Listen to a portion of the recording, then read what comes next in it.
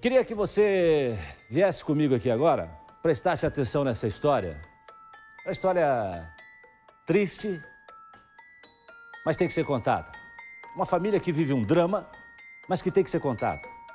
Porque isso pode servir, inclusive, de alerta para outras famílias, para outras pessoas.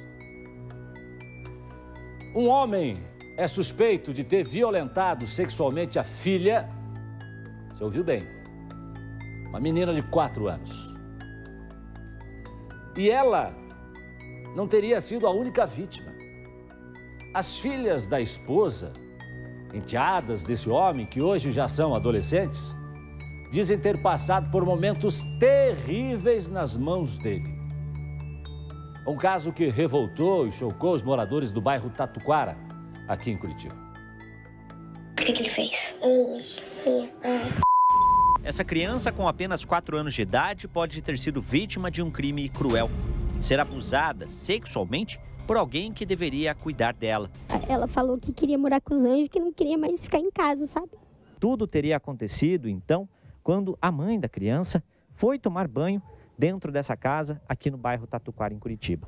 Nisso, o pai da criança chegou, tirou ela lá de dentro e colocou ela nessa cadeira aqui. E foi aqui, então, que ele teria tampado a boca dela e praticado os abusos sexuais. Teria passado a mão nas partes íntimas da própria filha de apenas 4 anos de idade. A mãe da criança teve um relacionamento de quase 10 anos com o pai da menina, mas não imaginava o que estava acontecendo dentro da própria casa. Aliás, ela ficou sabendo de algumas coisas, mas tinha medo de que algo ainda pior pudesse acontecer. Minhas 2 filhas vieram falar comigo, sabe? Que eu fiquei sabendo, sabe? Sempre quando eu falava de separar dele, ele falava que estava trabalhando com bandido, que tinha vontade de esquartejar minha filha e colocar numa mala. Para defender ela, sabe? A gente preferiu ficar em silêncio, sabe? Só proteger as crianças. Foi uma sobrinha que resolveu agir e expulsar o homem de dentro de casa depois que assistiu o vídeo da menina relatando o abuso sexual. Tudo isso gerou uma revolta, não só na família, mas também em toda a vizinhança. E quando ficaram sabendo desse vídeo, esse homem foi agredido. Ele só voltou para cá para pegar as coisas dele. E foi aí que nós conseguimos falar com ele e questionar tudo que ele pode ter feito, não só com essa criança, mas também com outras crianças da mesma família ou de outras. Quando chegamos até o local, encontramos o homem que teria cometido os crimes. Ele estava retirando todos os pertences de dentro de casa, mas a confusão começou. Você não vai ser perdoado, porque você destruiu minha vida. Por que você acha que eu sou revoltada desse jeito? Porque você fez. Eu não quero saber. Eu não quero saber. O que importa é o que você fez comigo. Isso daí eu nunca vou te perdoar. Eu quero ver você morto no caixão. Aliás, nem no caixão. Quero ver. Eu quero o dia que forem matar você, eu quero que apareça no jornal. Daí eu vou soltar um monte de foguete. Aí sim eu vou ser feliz. Quando as coisas ficaram um pouco mais calmas, ele afirmou que jamais abusaria da própria filha. Eu afirmo que eu não toquei nela, não toquei a minha filha, não toquei nela. É uma filha de sangue minha, eu nunca toquei na minha filha. Eles fazem a cabeça dela por isso. Eu jamais fiz isso. Pode fazer um exame que eu nunca toquei. Mas o caso do vídeo pode não ter sido o único. Uma enteada já o denunciou por abuso sexual de quando ela tinha apenas 8 anos de idade. Tava dormindo e eu lembro até hoje, tava com um pijama bem quentinho assim, um pijama vermelho. E daí ele veio, começou a passar a mão em mim, né? E daí ficava falando besteira no meu ouvido, sabe? Passou uns 2 meses. E eu e a minha irmã tava brincando de escorregada e ele entrou lá aonde que a gente tava brincando e pegou e me puxou pelos cabelos e me levou no banheiro. Mandou eu tirar a roupa, né? Me ameaçando, mandou eu tirar a roupa e começou a passar a mão em mim. Daí ele tirou a roupa também e entrou debaixo do chuveiro e ficou lá. Passou mais um tempo, daí aconteceu de novo. Eu tava dormindo, era de manhãzinha, acho que era umas 7h30 mais ou menos.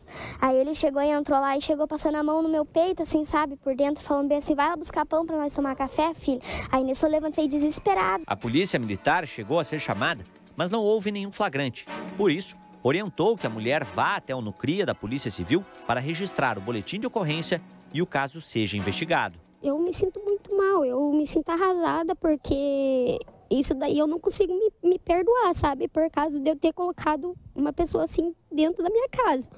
Se fez de muito santo e acabou com a minha vida e dos meus filhos, né? Muito triste isso. Eu acho até melhor me prender para me ficar quietinho no cantinho, né? Onde eu poder crescer lá dentro, lá até meus filhos crescer.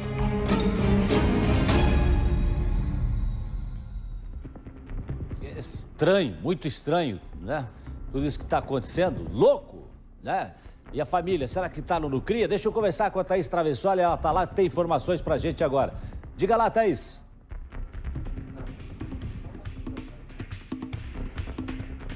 Oi, Gerson. Olha, nós estamos com a delegada Ellen aqui no Nucria para a gente ter mais informações a respeito do que fazer nesses casos. Delegada, a senhora acompanhou também aqui a reportagem. Primeiro, o que deve ser feito? Essa mãe deve procurar realmente o Nucria? Todo o atendimento é feito aqui, né? Boa tarde. Boa tarde a todos. Isso, com certeza essa mãe tem que procurar o Nucria, tem que relatar todos os fatos, que a gente vai aqui iniciar as diligências e começar a investigação. Doutora, mais um caso que infelizmente nós estamos mostrando aqui no Balanço Geral. É momento de pandemia, crianças em casa. Vocês têm percebido um aumento também?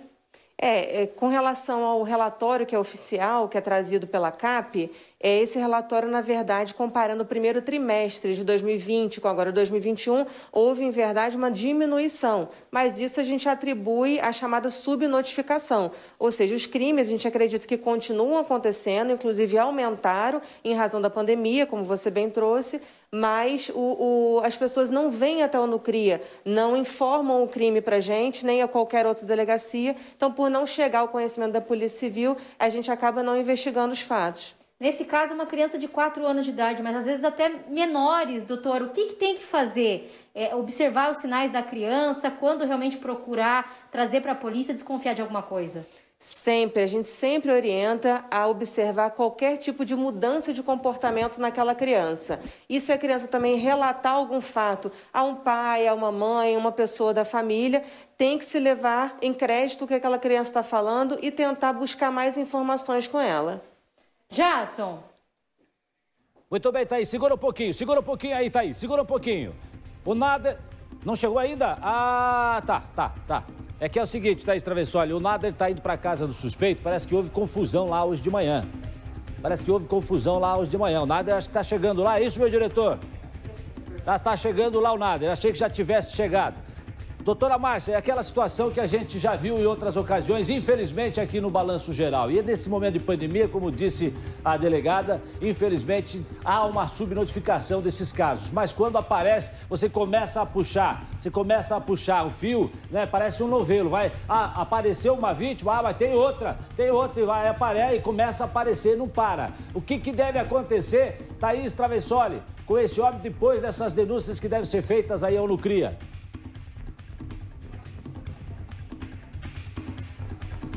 Vou repassar aqui para a doutora já. Doutora, o que deve ser feito com esse homem a partir do momento que a família vem aqui e registra o boletim de ocorrência? O que é feito? Então, ele é considerado ainda como um suspeito, né?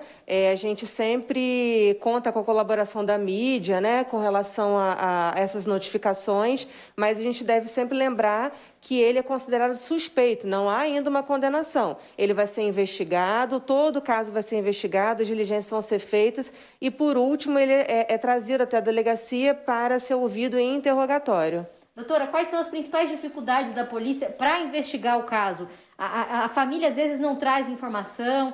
Infelizmente, nós já mostramos aqui no Balanço Geral mães às vezes que demoram a acreditar que o companheiro está fazendo isso, que o pai está fazendo isso. Isso, com certeza, isso acontece muito, né? A mãe, por não acreditar, não querer crer que o seu marido ou o seu companheiro esteja praticando qualquer crime sexual contra a sua filha, acaba, por vezes, demorando muito a vir à delegacia registrar o fato. E, com isso, a gente acaba perdendo ali elementos para os exames periciais que são feitos pelo médico legista. Se no ambiente familiar, então, doutora, muitas vezes a família acaba evitando dar continuidade, desconfiando de levar para frente, será que a criança está mentindo ou não? O que pode ser feito? Até os vizinhos também prestarem atenção, né? Isso acontece muito, né? De pelo menos vir registrar o boletim de ocorrência e depois chegar aqui e falar, olha, não quero dar continuidade. Só que a gente usa o termo, por óbvio, que se trata de uma ação penal pública incondicionada, ou seja, a Polícia Civil tomando conhecimento dos fatos, a gente é obrigado a investigar, independente se a noticiante quer ou não dar continuidade àquele inquérito policial. Tá certo, doutora, muito obrigada pelas informações. Jason, é o momento então de todo mundo, né? Mais do que nunca prestar atenção, porque se no ambiente familiar muitas vezes a mãe não está percebendo, os irmãos, primos, de repente os vizinhos, porque já que as escolas estão aí, na maioria, fechadas, às vezes até a escola, o professor, a professora poderia notar uma atitude diferente e comunicar. Então, com as escolas fechadas também, acaba dificultando ainda mais para identificar esses sinais, né, Jasson? Verdade, Thaís Travessoli. Obrigado. Obrigado, Thaís Travessoli. Vem aqui. Você acha que uma criança de 4 anos mente? Uma situação dessa? Você acha que uma criança de 4 anos vai mentir? Essa criança, a tia gravou com ela, doutora Márcia, conversando com a menina. E aí, ela pergunta, aonde que ele pegou em você? Ah, pegou em tal lugar. Onde mais? Ah, pegou em tal lugar. O que mais que ele fez? Ah, ele fez tal coisa. A criança respondia uma pergunta atrás da outra. Eu duvido que uma criança deve estar mentindo. Uma criança de 4 anos. Inventando uma história dessa. E no caso dos antecedentes, aí é que eu vou acreditar cada vez mais na vítima. E aí,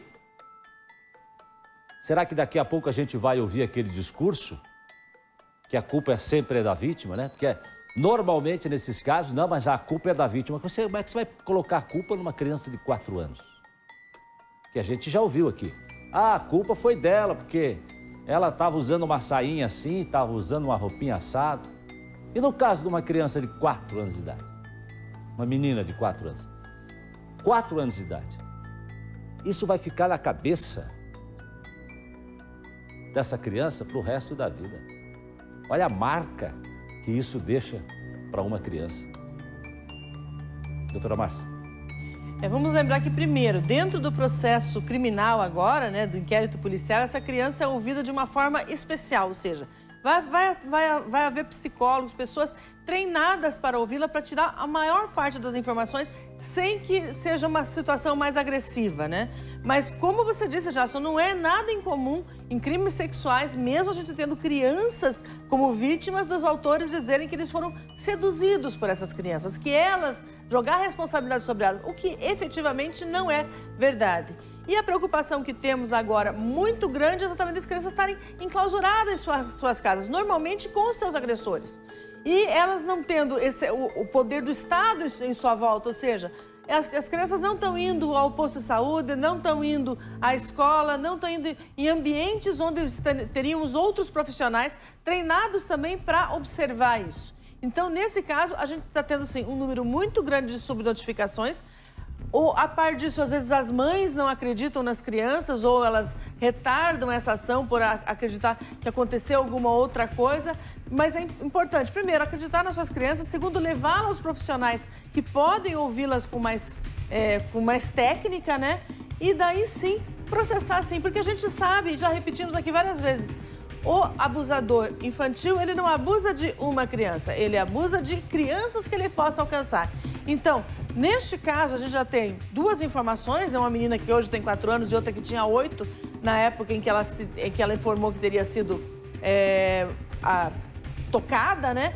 Mas é possível que apareçam outras meninas também, porque a gente sabe que isso é a regra, né? Quando uma pessoa fala, ela encoraja as outras pessoas também a fazerem as denúncias. Deixa eu voltar lá com a Thaís Travessoli, porque eu acho que é importante agora informar as pessoas, né, Thaís Travessoli, de quem elas devem procurar, onde procurar, como procurar a ajuda da polícia nesse caso. Nesses casos. Com certeza, Jasson. Sempre procurar a polícia, né? Comunicar se notar algo de errado. Vou voltar a conversar com a doutora Ellen rapidamente. Doutora, é preciso então procurar o Nucria pessoalmente? Tem números de contato também que a gente pode informar aqui no Balanço Geral? Isso, é sempre importante informar que, na verdade, a pessoa pode procurar a delegacia mais próxima da sua residência. Mas, caso queira procurar diretamente no CRIA, estamos aqui à disposição. O telefone do Nucria é o 3270-3370 e também, caso a pessoa queira fazer uma denúncia anônima, é um vizinho, é algum familiar que sabe daquele crime, mas não quer se identificar, pode utilizar os canais de denúncia anônima, que é o Disque 100, o Disque 181 e também tem o Disque 156, que cai direto na Guarda Municipal. Ou seja, desconfiou de qualquer coisa, avise a polícia. Isso, com certeza. Muito obrigada, doutora Ellen, pela participação. Volto contigo, Jasson. Ok, obrigado, Thaís Travessoli. Obrigado também a doutora Ellen. Fique atento, minha gente. Fique atento e denuncie. Denuncie mesmo.